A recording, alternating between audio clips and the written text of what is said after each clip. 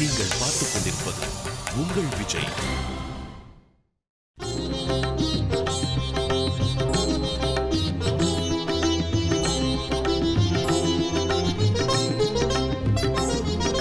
கண்ணன் திருவாய்ப்பாடியில பண்ணின விளையாட்டுகள்னு எடுத்துன்னு பார்த்தா எத்தனையோ விளையாட்டு, ஆச்சரியமான விளையாட்டுகள். ஒரு கரும்புன்னு எடுத்துட்டா நம்ம வேர்பாகத்தை வெட்டி போட்டுறோம், மேலே இருக்கிற இலைப்பாகத்தை வெட்டி போட்டுறோம், நடுவில் இருக்கிற கரும்புன்னு இருக்கே அதைத்தான் நல்லா சாப்பிட்றோம்.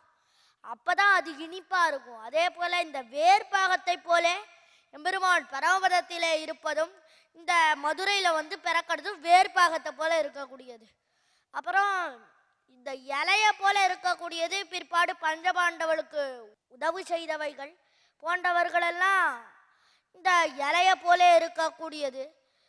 நடுவில் அந்த கரும்பை போல இருக்கக்கூடியது எது என்றால் அதான் சின்ன வயசுலேயே விளையாடின விளையாட்டுகள், ஆச்சரியமான விளையாட்டுகள். முதல்ல கண்ணனை குளிப்பாட்டலான்ட்டு யசோதை கூட்டின்னு போறா. எப்போவுமே சின்ன குழந்தைகளுக்கெல்லாம் நாக்கு ரொம்ப வலிக்கணும். நாக்கு வலிச்சாதான் வார்த்தைகள்லாம் ஸ்பஷ்டமாக இருக்கும். அதுக்கு வேடிக்கையாக ஒரு கதை சொல்லுதுண்டு. ஒரு ஊரில் ஒரு மாப்பிள்ளை இருந்தார். அவர் ஊருக்கு போயிட்டு அவர் நேராக மாமியார் ஆற்றுக்கு வந்தார். மாமியார் ஆற்றுல கூழ் பண்ணி கொடுத்தா. கூழை நல்லா வாங்கினார், நல்லா சாப்பிட்டார் மாப்பிள்ளை. சாப்பிட்டு மாப்பிள்ளை சொன்னார், மம்மி மம்மி கூழ் ரொம்ப திட்டிக்கிறது அப்படின்னார். உடனே மாமியார் சொன்னார், மாப்பிள்ளை டாக்கு ரொம்ப தொட்டோம் அப்படின்னார். உடனே அங்கேருந்து ஈஸ்டரில் மாமனார் அவர் சொன்னார், டண்டும் டண்டே அப்படின்னார். அங்கேருந்து அவர் இதுக்கு கூடவே ஒருத்தர் வியாக்கியானம் வேற பண்ணும். அதனால மாப்பிள்ளை என்ன சொன்னார்னா, மாமியாரே கூழ் ரொம்ப தித்திக்கிறது அப்படின்னார். இந்த மாமியார் மாப்பிள்ளையோட நாக்கு ரொம்ப ஸ்பஷ்டம் அப்படின்னார். இந்த மாமனார் ரெண்டு பேர் நாக்கும் ரொம்ப ஸ்பஷ்டம் அப்படின்னார். அங்கேருந்து மாமனார் இந்த மாப்பிள்ளைக்கும் மாமியாருக்கும் மாமனாருக்கும் நாக்கே வலிக்கிற போல இருக்கு. அதனால தான் இப்படி சொல்லின்னு இருக்கா. அதனால சின்ன வயசுல குழந்தைகளுக்கெல்லாம் முக்கியமாக நாக்கு வலிக்கணும். அதனால் கண்ணனுக்கும் அந்த மாதிரி நாக்கு வலிக்கணும் அப்படின்ட்டு யசோதை வாயை திறக்க சொன்னான். வாய் திறந்தா வாயில் உலகம்லாம் தெரியறது. உடனே பக்கத்து வீட்டு மாமி, எதிராத்து மாமி, எல்லா மாமியும் கூட்டினான். கூட்டி என் புள்ள வாயில் உலகம் தெரியறது அப்படின்னா யசோதை. இல்லை வாயை பார்த்தா உலகம் தெரியறது. உடனே அப்பொழுது எல்லா மாமிகளும் சொல்றான், ஆயர் புத்திரனல்ல இவன், ஆயர் புத்திரனல்ல அருந்தெய்வம். என்ன இவன் ஆயர் பிறந்த பிள்ளையே இல்லை, உனக்கு பிறந்த பிள்ளையே இல்லை, ஏதோ ஒரு தெய்வம் அப்படின்னா எல்லாரும். டபக்குடு கண்ணன் வாய முடிந்தான். வாய முடிந்தா இவளோட ஞானத்தையும் சேர்த்து அழிச்சிட்டான். எல்லாரும் சொன்னா, இவன் ஆயர் குலத்துல பிறந்த பிள்ளைதான், மாயமான சேஷ்டிதங்களை செய்யக்கூடியவன் அப்படின்ட்டு எல்லாரும் சொன்னா. இது கண்ணனுக்கு ஒரு விளையாட்டு. இதற்கு மேலே அடுத்தபடியாக நல்லா யசோதை நல்லா குளிப்பாட்டினா தோட்டினா படுக்கையில் படுக்க விட்ட உடனே யசோதையை பார்த்து கண்ணன் சொன்னா, அம்மா ஏதாவது கதை சொல்லேம்மா அப்படின்னா. உடனே என்னடா கதை சொல்லுறது, போடா வேற வேலை இல்லை அப்படின்னா யசோதை. இல்லைம்மா அம்மானா கதை சொல்ல இல்லையோ, அதனால ஏதாவது ஒரு கதை சொல்ல அப்படின்னு கேட்டான். அப்பொழுது கண்ணன் சரிடா சொல்கிறேன் அப்படின்ட்டு யசோதை ஆரம்பித்தான். என்ன ஆரம்பித்தான்னா ராமாயணம் தான் சொல்கிறார். ராமாயணம் சொன்னால் பொதுவாக தூக்கம் வரும். வேடிக்கையாக ஒரு கதை சொல்வது உண்டு. ஒரு ஆற்றுல ஒரு பணக்காரர், அந்த பணக்காரர் இருந்தார். பணக்காரருக்கு தூக்கமே வரமாட்டேங்கிறது. அவர் கேட்டார், ரொம்ப தூக்கமே வரமாட்டேங்கிறது, என்ன பண்ணுறது அப்படின்னு கேட்டார். என்ன பார்த்தா, தூக்கமே வரமாட்டேங்கிறதா, ஒரு சாஸ்திரி இருக்கார், அந்த சாஸ்திரிக்கு ராமாயண உபன்யாசம் புக் பண்ணும், ரொம்ப நல்லா உபன்யாசம் சொல்லுவார், நல்லா தூக்கம் வரும், புக் பண்ணு உபன்யாசத்தை அப்படின்னு சொன்னார். இவர் உபன்யாசத்தை புக் பண்ணார். சாஸ்திரி சொல்கிறார், 48 நாள் ராமாயண உபன்யாசம், 48 நாளும் குஜந்தம் ராம ராமேதி அப்படின்ட்டு அவர் ஆரம்பிப்பார். ஆரம்பித்ததுலேருந்து இவர் கொரட்டை விட ஆரம்பிப்பார், கொர்ன்னு கொரட்டை விட ஆரம்பிப்பார். ஃபுல்லாக கடைசியில் கோபிராமணேபிய சுபமஸ்து நித்யம் அப்படின்னு மங்களம் பாடின்னு இருப்பார். அப்போ தான் இவர் எந்துப்பார். இந்த மாதிரி 48 நாள் முடிஞ்சுது. சம்பாவனை எல்லாம் பண்ணார் சாஸ்திரிக்கு. ட்ரெயின் ஏற்றி விடணும். அதுக்கு சாஸ்திரியை கூட்டின்னு வந்தார். காரில் கூட்டின்னு போயின்னு இருக்கார். போயின்னு இருக்கும்போது இந்த பணக்காரர் சொன்னார், நான் உண்மையை சொல்லணுன்னா இந்த உபன்யாசத்தை புக் பண்ணதே எனக்கு தூக்கம் வரதுக்காகத்தான். அதனால ரொம்ப நேரம் உபன்யாசம் பண்ணி ரொம்ப நல்லா தூக்கம் வந்தது. இருந்தாலும் ஒரு 3 வார்த்தை மட்டும் காதில் விழுந்தது. அதில் ஒரு சந்தேகம் இருக்குது, கேட்கட்டுமா அப்படின்னார். கேளும் கேட்டால் இன்னும் கொஞ்சம் சம்பாவனை பண்ணுவார் போல இருக்கு அப்படின்னு கேளும் அப்படின்னார். உடனே இந்த பணக்காரர் சொன்னார், ராமன்னு ஒரு வார்த்தை காதில் விழுந்தது, ராட்சசன்னு ஒரு வார்த்தை காதில் விழுந்தது, ராவணன்னு ஒரு வார்த்தை காதில் விழுந்தது.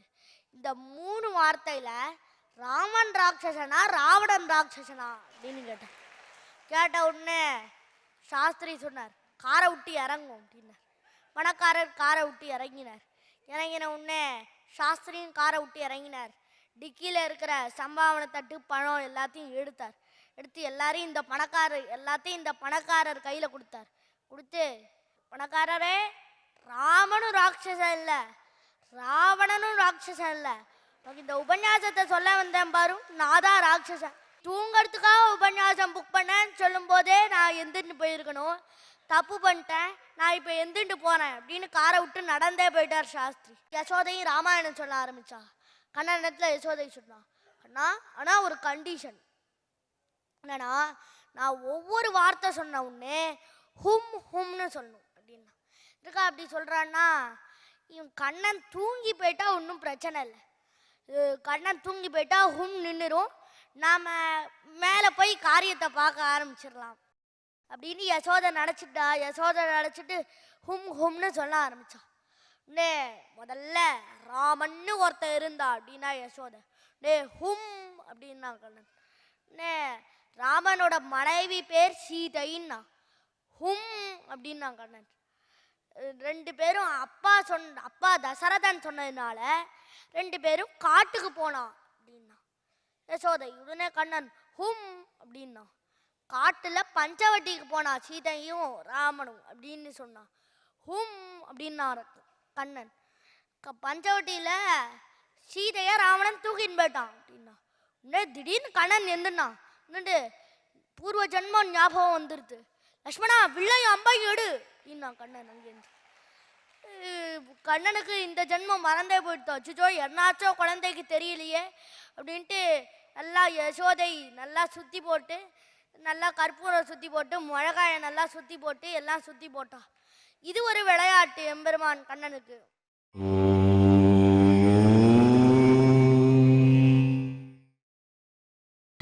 நீங்கள் பார்த்துக் கொண்டிருப்பது உங்கள் விஜய்.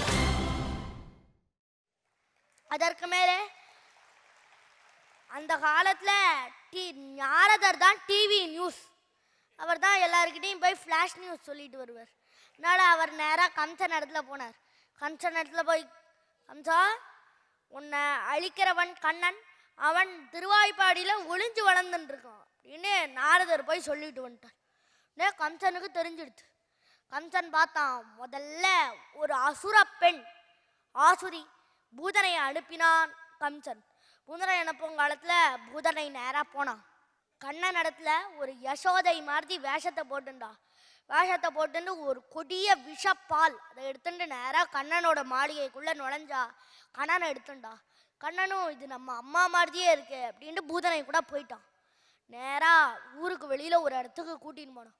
கூட்டின்னு போய் இந்த பாலை கொடுத்தா, விஷப்பாலை. கண்ணன் நல்லா உறிஞ்சின்னு சாட்டான், மூக்கை உறிஞ்சின்னு சாட்டான் அப்படின்னு நல்லா உறிஞ்சின்னு சாட்டான். மூக்குறிஞ்சி முளையுனாயே என்று தெரிவிக்கிறாரு. அதனால் மூக்கை உறிஞ்சுன்னு நல்லா சாட்டான் கண்ணன். அதற்கா அப்படி மூக்கை உறிஞ்சிட்டு சாட்டான் அப்படின்னு கேட்டா, எபெருமானுக்கே என்று ஒன்று கொண்டு போனான்னா அது எபெருமானுக்கு ரொம்ப பிடிக்கும். அதே போல இந்த பூதனை என்ன பண்ணான்னா, இந்த பால் கண்ணனுக்கே அப்படின்னு கொண்டு போனா. வேற யாருக்காவது கொடுத்தா இந்த ஆயர்பாடியில தெரிஞ்சிடும், ஏதோ அசுரப்பேட் வந்திருக்கான்னு தெரிஞ்சிடும். ஆனால் இது தெரியக்கூடாது, இது கண்ணனுக்கே அப்படின்னு கொண்டு வந்தா. நல்லா உறிஞ்சு சாட்டான் கண்ணன். கண்ணன் எப்படி பிறந்திருக்கா அப்படின்னா, விஷம் கூட அமிர்தமாகிற முகூர்த்தத்தில் பிறந்திருக்கோம். நாம அமிர்தம் கூட விஷமாகிற முகூர்த்தத்தில் பிறந்திருக்கோம். பெருமான் விஷமே அமிர்தமாச்சு. ஆனால் நமக்கு அமிர்தம் தான் எம்பெருமான், அவனே நமக்கு விஷமா தெரிகிறான். அதனால இப்படி இருக்கோம்னா நல்லா விஷத்தை சாப்பிடும் காலத்துல பூதனையோட உயிரையும் சேர்த்து சாப்பிட்டோம். உயிர் சேர்த்து சாப்பிட்ட உடனே பூதனை செத்தா அவளுடைய நஜ உடம்பு வந்தது. பெரிய உடம்போட உளுந்தாள் 40 மைல் 50 மைல் தள்ளி இருக்கிற மரங்கள் எல்லாம் கீழே சாத்துது. பெரிய நலநடுக்க வந்தா போல இருந்தது. இப்போ நாட்டுக்குள்ள திருவாய்ப்பாடிக்குள்ள எல்லாரும் கட்டணம் தேடிட்டு இருக்கா. வசுதேவர் இந்த நந்தகோபர் யசோதை எல்லாரும் தேடிட்டு இருக்கா. உளுந்து தெரிஞ்சுதோ இல்லையோ ஒடியே வந்தா. நாட்டுக்குள்ள வந்து பார்த்தா இவ்வளோ பெருசுக்கு உளுந்து கிடக்காங்க. பார்த்தா கண்ணனை எடுத்துட்டா யசோதை. எல்லாரும் நினைச்சா சரி கண்ணன் எப்படியோ இந்த பூதனையை கொண்டுட்டான், இப்போ இவ்வளோ பெருசுக்கு இருக்காளே இவளை நாட்டுக்கு வெளில கொண்டு போய் எப்படி எரிக்கிறது அப்படின்னு பார்த்தா துண்டு துண்டா வெட்டி தான் கொண்டு போய் எரிக்கணும். இருக்கு வேடிக்கையா ஒரு கதை சொல்லுவது உண்டு. ஒரு ஊரில் ஒரு சேட்டு, இந்த சேட்டோட ஆச்சாரியன் ஒருத்தர் இருந்தார். அந்த சேட்டு தான் சிஷ்யன். அவன் ஒரு ஊரில் இருந்தான், நல்லா பணக்கார சேட்டு. ஒரு சமயம் இந்த ஆச்சாரியன் இந்த சேட்டு சிஷ்யனை பார்க்கறதுக்காக நேராக அங்கேருந்து வந்தார். இந்த ஊர்லேருந்து கிளம்பி வந்தார். 4 சிஷ்யனை கூட்டிகிட்டு வந்தார். இந்த 4 சிஷ்யனை இந்த சேட்டு இதுக்கு முன்னாடி பார்த்ததில்லை. இந்த 4 சிஷ்யனையும் ஆச்சாரியன் கூட்டிகிட்டு வந்தார். கூட்டிகிட்டு வந்து வச்சுட்டார் ஒரு இடத்துல. ஒரு ஆற்றுல தங்கிட்டார். தங்கிட்டு சேட்டுருக்காரா போலாமாட்டு கேட்டுட்டு வாட்டு முதல் சிஷ்யனை அனுப்பினார். நம்பர் 1 அவன் நேராக போனான். சேட்டு இடத்துல போனான். சேட்டுக்கிட்ட போய் உள்ளே போய் பார்த்தா பெரிய மாளிகை. உள்ளே போனான். போய் சேட்டு அங்கே பெருசாக உட்காந்துட்டு இருக்கான். அப்படியே முதல் சிஷ்யன் நினச்சான் சேட்டு பயங்கர ஃபேட்டாக இருப்பான் போல இருக்குப்பா. பெருசாக உட்காந்துருக்கான். ஒரு சின்ன யானையே வந்து உட்காந்தா போல இருக்கு. அவன் பெருசுக்கு பெரிய ஆசனம் போட்டு அதில் உட்காந்துட்டு இருக்கான். பணக்காரனாக உட்காந்துட்டு இருக்கான். டே சேட்டு நேராக போனான். ஆச்சாரியன் சொல்லி அனுப்பிச்ச விஷயத்தையே மறந்து போயிட்டான் இந்த சிஷ்யன். வந்து சேஜி எனக்கு ஒரு சந்தேகம் அப்படின்னா. என்னடா சந்தேகம் நீ கேட்டார் சேட்டு. வந்துடா ஒன்றும் இல்லை சேஜி, உங்களை இந்த வீட்டை கட்டிட்டு அப்புறம் நீங்கள் உள்ளே வந்தீங்களா இல்லை உங்களை உள்ளே வச்சு இந்த வீட்டை கட்டினாடா அப்படின்னு கேட்டோம். கேட்டோடனே அடப்பாவி என்னடா குட்டா இருக்கிறத பற்றி நீட தமாஷ் பண்ணிட்டு இருக்கியா, இவனை கட்டி உள்ள ரூம்ல தூக்கி போடுங்களா அப்படின்னா. கட்டினா ரூம்ல தூக்கி போட்டான். 1/2 மணி காலம் ஆச்சு, 3/4 மணி காலம் ஆச்சு. முதல் சிஷ்யனை காணவே காணும். சரி ஆச்சாரியன் 2வது சிஷ்யன் அனுப்பினான். நம்பர் 2 அவன் நேராக போனோம். போய் சேட்டு ஆற்றுக்குள்ளே போனான். ஆற்றுக்குள்ளே போய் அவன் கேட்டான், முதல்ல ஒருத்தன் வந்தானே எங்க அப்படின்னு கேட்டான். செய்தியெல்லாம் தெரிஞ்சுட்டான். அவன் சொன்னான், சேஜி முட்டா பையன் சேஜி, அவன் எப்படியோ உள்ள வந்தாச்சு, இனிமே அதை பத்தி என்ன, செத்தபுரம் எப்படி வெளில கொண்டு போறது அதை பத்தி தான் விசாரிக்கணும் அப்படின்னா. இவன் பாவி அவனாவது உயிரோடு இருக்கிறத பத்தி பேசுறான், இவன் செத்தனை பத்தி பேசுறான். இவனையும் கட்டி உள்ள தூக்கி போடுங்கிறான். இதா கட்டினா நல்லா உள்ள ரூம்ல தூக்கி அடைச்சிட்டான். 1/2 மணி காலம் ஆச்சு, 3/4 மணி காலம் ஆச்சு. இந்த 2வது சிஷ்யனையும் காட்டும். இப்போ 3வது சிஷ்யனை அனுப்பினா ஆச்சாரியன். நம்பர் 3 நேராக வந்தான். இந்த இடத்துக்கு வந்து பார்த்தான். தான் பெரிய மாளிகை. உள்ள வந்தான். வந்த உடனே தெரிஞ்சுட்டான் என்ன ஆச்சுலாம் தெரிஞ்சுட்டான். செஞ்சு அவங்களாம் புட்டா பயலுங்க, இப்படி போய் சொல்லிட்டு இருக்காங்க. என்ன பெரிய பிரச்சனை, செத்தப்புறம் இந்த வீடு எதிர்க்காக இந்த வீட்டோட சேர்த்து எரிக்க வேண்டியதானே அப்படின்னா. அப்பாவி நீ இவளையும் கட்டி உள்ள தூக்கி போடுக்கணும் அப்படின்னா. இவளையும் நல்லா கட்டினா ரூம்ல போட்டாச்சு. 1/2 மணி காலம் ஆச்சு, 3/4 மணி காலம் ஆச்சு. இந்த 3வதையும் காணும். 3வது சிஷ்யனையும் காணும். ஆச்சாரியன் 4வது சிஷ்யனை அனுப்பினான். நம்பர் 4 அவன் நேராக போனான். உள்ள போனா பெரிய மாளிகை பிரமாதமா இருந்தது. அவ்வளோ தூண்கள் படைச்சிருக்கு. எல்லாத்தையும் தாண்டிட்டு உள்ள போனா. சேட்டுக்கிட்ட போய் என்ன ஆச்சு அப்படின்னு கேட்டா. எல்லாரையும் தெரிஞ்சுட்டு செஞ்சு முட்டா பயிலுங்க, என்ன பிரமாதமா இருக்கு இந்த மாளிகை, ஆச்சரியமா இருக்கு. இந்த மாளிகையோட எதுக்கு சேர்த்து எரிக்கணும், இந்த மாளிகையிலேயே ஒரு இடத்துல குழி தோண்டி புதைச்சிட வேண்டியதானே அப்படின்னா. கடப்பாவி அப்படின்னா அவனும் சரிட்டு பார்த்தான். 1/2 மணி காலம் ஆச்சு, 3/4 மணி காலம் ஆச்சு. 4 சிஷ்யனையும் காணும். அப்படியே பார்த்தான் ஆச்சாரியன். என்னடா இது, போனா 4 சிஷ்யனையும் காணும். சரி என்ன பண்ணுறது, நாமே போவோம் அப்படின்னு ஆச்சாரியால் கிளம்பினா நேராக போனான். சேட்டோட ஆத்துக்குள்ளே போனான். சேட் அங்கேருந்து அவனால் எதுக்க கூட முடியல. ஆச்சாரியரே வாரும் வாரும் அப்படின்னு அங்கேருந்து ஆசனத்துலேருந்தே சொன்னான். சொன்ன உடனே ஆச்சாரியன் நேராக உள்ளே வந்தான். உள்ளே வந்து இந்த 4 பேர் என்னோட சிஷ்யங்களை அனுப்பிச்சேனே, எங்கே போடா அந்த 4 பேரும் அப்படின்னு கேட்டான். ஓ ஆச்சாரியரே, அது உம்மோட சிஷ்யரா? எனக்கு தெரியாது, நான் இதுக்கு முன்னாடி பார்த்ததில்லை, அதனால எனக்கு சரியா தெரியல. இந்த மாதிரிலாம் பேசினாங்க, கட்டி உள்ள தூக்கி போட்டேன் அப்படின்னா. சேட்டு முட்டா போயிடுங்க, இப்படி எல்லாம் பேசிட்டு இருக்காங்க, இவங்களுக்கு பூதர சரித்திரம் கூட தெரியாது போல இருக்கு. இந்த செத்தபுரம் என்ன பிரச்சனை, துடு துடா வெட்டி உள்ள கொண்டு போய் போட்டு எரிக்க வெட்டி தானே பார்த்தான் சேட்டு. நான் இது ஆச்சாரியனே இப்படி சொல்லலாம், துண்டு துட்டா வெட்டி போடுறது கூட இருக்கட்டும், பூதனைக்கு சமமா வேற சொல்றானே, என்ன பண்ணுறது அப்படின்ட்டு ஆச்சாரியன் என்ன பண்ண முடியும், கட்டியா போட முடியும், ஒன்றும் பண்ண முடியல. அதனால இந்த ஆச்சாரியன் சொன்னானே அதான் இவ்விடத்துல பழிச்சது.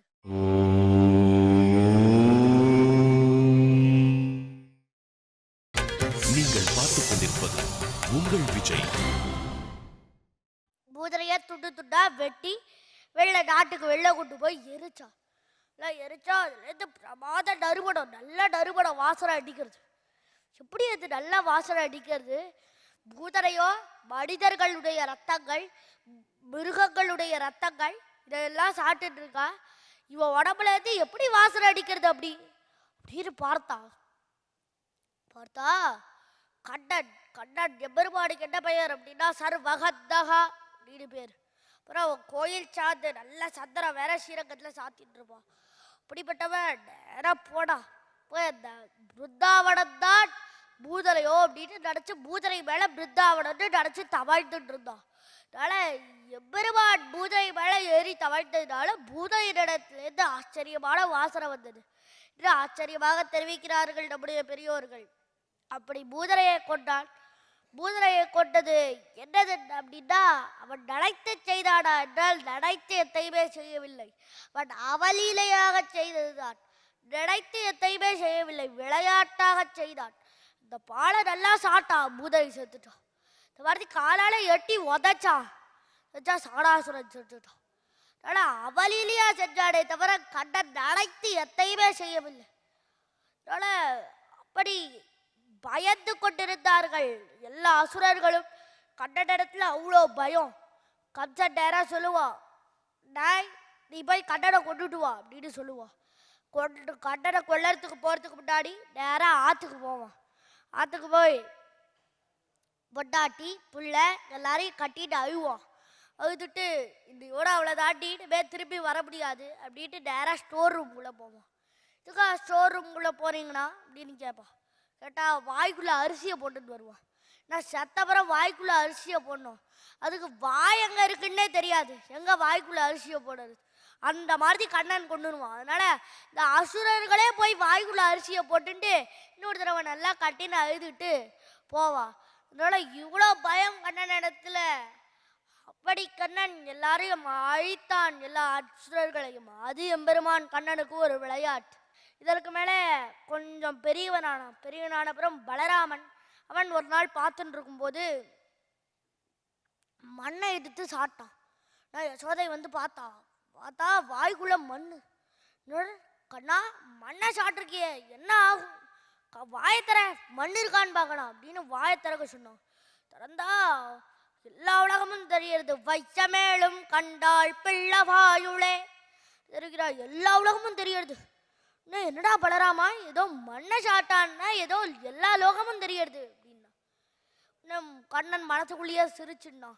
ஆமாம், லோகமும் மண்ணால் ஆனது தானே, உனக்கு மண்ணா தெரியல லோகமா தெரியுது அவ்வளோதான், ஆனால் லோகமும் மண்ணால் ஆனது தான் அப்படின்னு கண்ணன் மனசுக்குள்ளேயே சிரிச்சுன்னான். இப்படி விளையாடினான். கொஞ்சம் பெரியவனான அப்புறம் வெண்ணெய் திருட ஆரம்பித்தான். எல்லார் வீட்டில் எல்லா ராத்துக்கும் போய் வெண்ணெயை நல்லா திருட ஆரம்பித்தான். திருட ஆரம்பிச்சா எல்லாரும் வந்து யசோதை நேரத்துல வந்து சொல்றான், இந்த மாதிரி திருடினாண்டின்ட்டு. அதை பற்றி பெரியாழ்வார் ஆச்சரியமா ஒரு 10 பாசனம் தெரிவிக்கிறார். ஒருத்தி ஒடிய வந்தா, வெண்ண விழுங்கி வெறுங்களத்தை வெற்பிடையிட்டு அதனோச கேட்கும் கண்ணபிரான் கற்ற கல்வி தன்னை காக்ககில்லோ முன் மகனை காவாய் புடிர்புளிர் பெய்தாலொக்கும் தீமை புறபுற யாழிவள் செய்ய வல்ல அன்னற்கண்ணானோர் மகனை பெற்று அசோதனங்காயுன் மகனை கூவாய். யசோதையே இப்படி வந்தா வெண்ணெய் விழுங்கி கண்ணன் நேரம் எங்கள் ஆத்துக்கு வந்தாண்டி. வந்து வெண்ணெயை எடுத்தான். வெண்ணெய் எடுத்து விழுங்கி வெண்ணெயை நல்லா சாப்பிட்டான். சாப்பிட்டு கண்ணன் நினச்சான், சே இந்த மண் செட்டியாக இருக்கே இதுவும் நல்லா வெண்ணையாக இருக்கக்கூடாதா? கோன் ஐஸ்னு ஒன்று கொடுக்குறான். இல்லை ஐஸையும் சாப்பிடலாம் கோனையும் சாப்பிடலாம். அந்த மாதிரி இருக்கக்கூடாதா? வெள்ளை மண் செட்டியாக இருக்குது, வெறும் மண் செட்டியாக இருக்குது. சே இப்படி போ இருக்கேன்ட்டு விருங்கலத்தை வெறுப்புடாயிட்டு பார்த்தாங்க அண்ணன். இது இருந்தால் தானே இதில் வைப்பா வெண்ணைய, இதையே இல்லாமல் பண்ணிடணும். இதில் வைப்பா வெண்ணெய் எடுத்து வெண்ணெயிலேயே வைக்கணும் அப்படின்னு கண்ணன் பார்த்தான். வெறுங்கலத்தை வெறுப்புடாயிட்டு எடுத்தான். பானை எடுத்து பக்கத்தில் ஒரு கல் இருந்தது, போட்டு உடச்சான். உடச்சி பார்த்தான் கண்ணன். அதனோசா கேட்கும், அதனோட வாசை கேட்டான். பா என்னமா உடையிறதுப்பா, பிரமாதமா உடையிறது, கண்ட ஜாதி திருப்பிட தாளத்துல உடையிறது, என்னமா உடையிறது அப்படின்ட்டு கண்ணன் அங்கேருந்து அந்த அதனோஜா கேட்கும் அதோட வாசையை கேட்டுன்னு இருக்கான். கண்ணபிரான் கற்ற கல்வி தன்னை அந்த யசோதையே என்ன பள்ளிக்கூடத்துக்கிட்ட அனுப்புற இந்த கண்ணனை இப்படி வந்து ஷாட்டை பண்ணிட்டு இருக்கான் அப்படின்னு சொன்னா அந்த ஒரு மாமி.